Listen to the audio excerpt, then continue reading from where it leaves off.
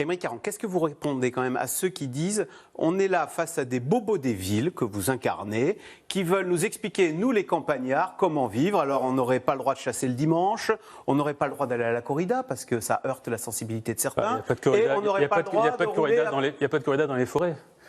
Non, mais c'est ce sont un deux autre sujets. combat que vous avez. Ce sont deux sujets qui sont liés parce qu'ils parlent du bien-être animal. Mais là, en l'occurrence, la chasse est un sujet différent de la corrida. Ce sont les arguments des chasseurs. C'est-à-dire, par exemple, en effet, ceux qui seraient pour un week-end non chassé, ce seraient des bobos déconnectés.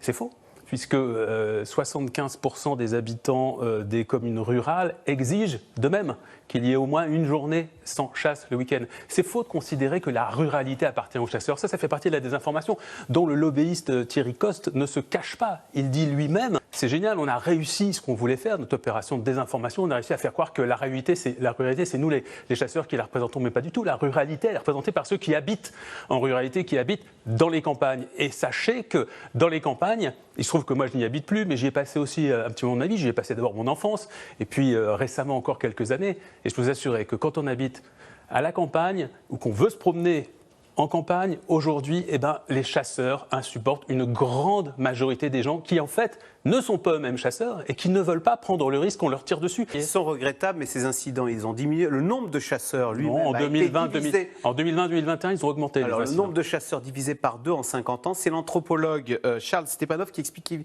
faisait cette tribune dans Le Monde où il disait « Plus la pratique diminue, moins elle est admise et comprise. La chasse aujourd'hui, elle nous paraît insupportable alors qu'on l'a tolérée il y a 50 ans. Ça dit quoi de l'évolution de la société d'ailleurs ? Vous venez de dire un truc intéressant. La chasse aujourd'hui, elle nous paraît insupportable et vous n'avez pas dit nous les bobos.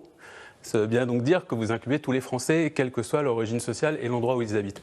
Eh bien, tout simplement, effectivement, aujourd'hui, on a un rapport à l'animal qui est en train d'évoluer, qui est en train de changer depuis à peu près 20 ou 30 ans, en fonction des progrès de l'éthologie, notamment, des neurosciences.